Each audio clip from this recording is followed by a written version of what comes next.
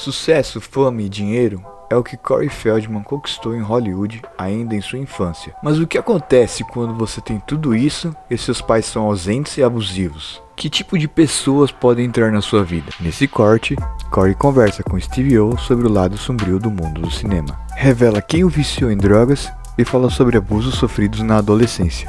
Esse é mais um corte traduzido, eu espero que você curta, valeu. And so she doesn't show up, she leaves me hanging, and it's now like 8 o'clock at night and we're shooting the very first scene that day, which happens to be, hold for it, wait for it, yeah, the big truth, justice, and the American way speech scene that everybody remembers.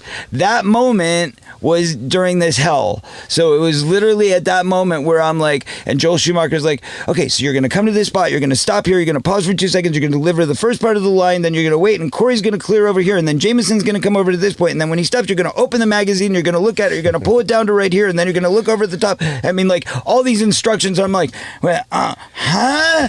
And what? you pulled it. No, dude. Oh, you didn't I pull did it. not pull it. It was a disastrous meltdown. Was it clear to anybody that drugs were involved? Here's what was clear. I'm a guy that's very on my shit all the time. I'm very efficient. I'm very, I try to stay, I'm a professional. I study the night before. I get all into my memorization. I come in the next day. I know my stuff backwards and forwards, impeccable. I'm a professional. I don't mess around. But all of a sudden, I couldn't remember one thing to the next that he's telling me to do. And he's looking at me like, what is wrong with you? Like, dude, I just said 3 times, here's the order of the thing. And you just, I say, come to this mark, stop, freeze, turn around, lower the thing, and then say your line. You're going over here, you're walking past your mark, you're not lowering the thing, you're saying your line without even looking at the place you're supposed to look. I'm like, okay, let's do it again. So that happens like 10 times. And eventually Joel Schumacher's like, okay, I don't know what's wrong with you. Are you on drugs? Are you on drugs, Feldman? Is that what's going on here? Like, totally called me out. And I was like, huh? I wish I was on drugs. I wouldn't be so screwed up right now. No. So yeah, that was the problem. I had no drugs. So he knew there was something going on. And he fired me. And this was at a time when everything was still shot on film. There was absolutely. No digital. Yeah, it was all film. So to screw up a take was actually kind of expensive at that time. Very expensive, yeah. And you said he fired you? Yeah, he fired me. He fired me right there on the spot. He's like, listen, Feldman, I don't know what's going on with you, but you're fired. You need to get your act together. I can't have this on my set. I don't know what's going on, but you're, coming in all out of it, looking like you're high, da-da-da-da. And I'm like, I'm not high. For like 2 hours. But what happened was they were like, look, the only way we're going to let you continue is if you get some, where's your mom? That was the first question. Right. Where's your mom? Why is she not here? Why are you all out of it? Somebody needs to answer for this.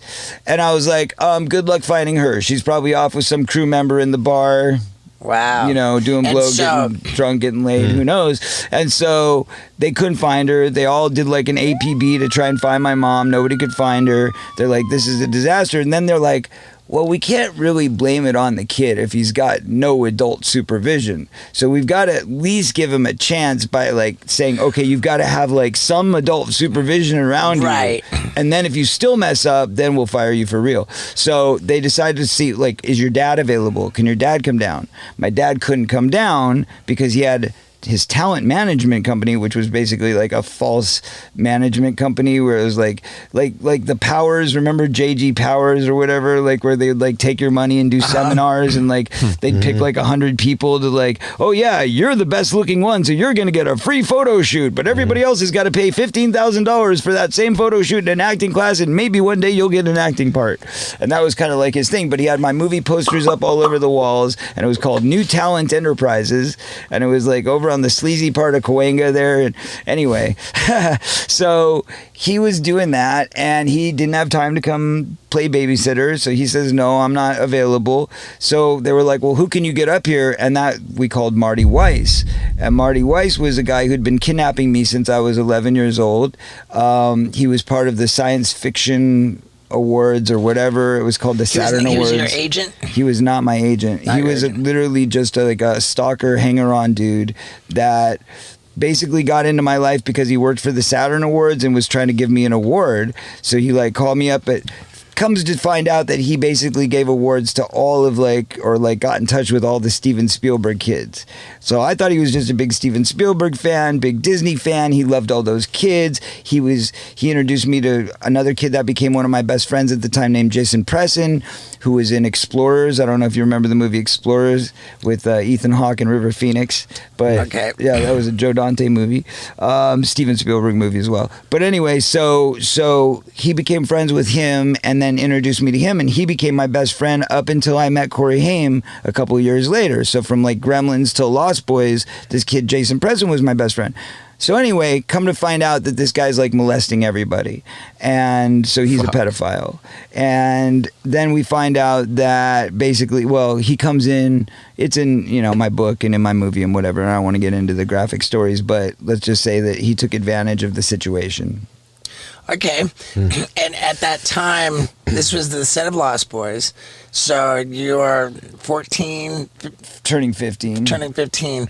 And like so incredibly famously, at the age of 15, you started the emancipation movement. So what happened was since Marty, it wasn't because Marty was there. It was because I was embarrassed and I was shamed that I went down that road and I did drugs at all because I was so anti-drug normally. Like, why did I do that? Well, drugs aside, there was like financial fuckery going on. Well, right? all kinds of shit. Yeah. But the bottom line was I was just like, dude, my life sucks right now. I need to like try and keep this job because otherwise I'm screwed. This is my only chance at like staying away from that abusive household, So especially now that they realize my mom's the bad guy, like that's the best news really out of all of this is that I have a chance to get away from my mom because she was really wretched and Your really parents awful. were together? They were not together. Not together. So that was the point, was like if my dad was going to at any point come in and kind of save the day, because at least I knew with him, we'd smoke weed together and he wouldn't kick my ass. You know what I mean? My mom was just like psycho, wanted to beat me all the time, wanted to abuse me, wanted to do whatever she could to just like... So hard drugs and physical violence or weed and everything's pretty cool. Right, and he's a musician and probably hit on all my girlfriends, but whatever, sort of thing. So I went to the dad, but that was after we got back from Santa Cruz. So once we got back from Santa Cruz, then my dad says, hey, here's a great idea. Let's get you involved in this thing called Hollywood Kids Say No to Drugs, and you'll be like the spokesperson because we know you hate drugs. And I'm like, perfect. So I start doing that. Then he introduces me to pedophile number 2. Actually, I'd already met pedophile number 2, which was Alfie, but he came through the whole because I knew him from being supposedly Bobby Hoffman's son. Bobby Hoffman was the head of casting for Paramount Television and cast me in all of my TV shows growing up as a kid. And many other kids as well. And then he was living with this dude, Alfie, and Alfie started doing these underage clubs called Alfie's Soda Pop Club. So that's when my mom invited me to go to Alfie's club or whatever, his party with Bobby at their house. And he's like, yeah. And she's like, yeah, Alfie's going to come pick you up. So you're very special. You're very lucky because Alfie's going to come pick you up and take you to this party. So Alfie was one, then John, but John comes through my dad. And so my dad over at New Talent is like, hey, I can't be on the set with you during Lost Boys all the time, and I'm really busy and stuff, so I'm going to get you this assistant guy who's basically going to drive you around and be your gopher and be your chaperone and be your whatever. Because again, right, the whole reason Joel Schumacher wanted to get me parental guidance and wanted to like make sure that I was set before he kept me on board was to make sure that I didn't get around some flunky who wasn't going to take it seriously and wasn't going to care about my best interests, right? Well, so what does my dad do? I go to my dad's for better care and end up with a new flunky who's also a pedophile. Isn't that ironic? Like every time I get swapped to somebody, it's like another pedophile. So anyway, yeah, that's exactly what happened. Or are you keeping it in? Who are you going to tell? Yeah. I mean, your parents are the ones that are bringing them into your life, right? And by the way, nothing happened with the Alfie guy until after I was living with my dad. So when I was living with my mom, the only thing that was happening was that Marty Weiss was coming and breaking me out of my house in the middle of the night and taking me out on drives, but he never molested me during that time. He was only kidnapping me and we were having fun together, so it didn't look like anything I would... See, that's the thing. That's how they get you, right? They get your trust by like... They're grooming you. Right, by being your friend and being like, hey, I'm going to be the cool guy that's going to get you out of this bad situation, so then you trust them. So how does the emancipation court So how do we get there? So ironically, it's the guy that was hired by my dad, John Grissom, who is the pedophile, who says, hey, you got to get away from these abusive parents. And they're taking all your money and they're screwing you over. We got to get you out of this situation. Chalk went up for the pedophile because that was a good call. Right. So he's like, so we'll get you in. Was it though? Really? Who knows? That's the thing. Because then he also introduced me to cocaine. Because after that, so now that I'm with him, it's like we're hanging out all the time. Like, oh, look at Sam Kinison, all these guys at the Comedy Store. They're like, love you. Let's go hang out with them. And then we walk into their parties and there's giant mounds of cocaine on the table. 15-year-old should not have been there in the first place. But he walks me in, he's like, hey man, this is a party. And I'm like, cool, it's a party. And then I'm like, but I don't do cocaine. And I resisted it for the first 6 months hanging out with all those guys. And then eventually I just got weak and I was like, well, they look like they're all having fun. And if they're having fun, I guess I should have fun too. They were having pretty good time at the Comedy Store. They were. They were. Yeah. That was before they crossed the imaginary line. So it was all good in the hood. Sure. You know? And is that when Kinison had the house right up the hill from the Comedy Store? Crest Hill. That's it. So we were chilling at Crest Hill. So it was at the Crest Hill house actually where I did my first not the one from my mom, which was the one time, one line, but this was the first time I actually did cocaine. Okay. So John Grissom gives it to me and he's like, oh, you got to try, now you got to try crack. Now you got to try heroin. Now you got to try LSD. Oh, wow. So every drug that I ever did literally was because of the same dude. Okay. How soon after did you start doing heroin? Everything. Oh, 2 years later. 2 years later. It was a process, but I had to go through my cocaine phase, where I got really into coke for a while. That was the whole thing lasted 2 years, but basically I was really into cocaine for 6 months to a year.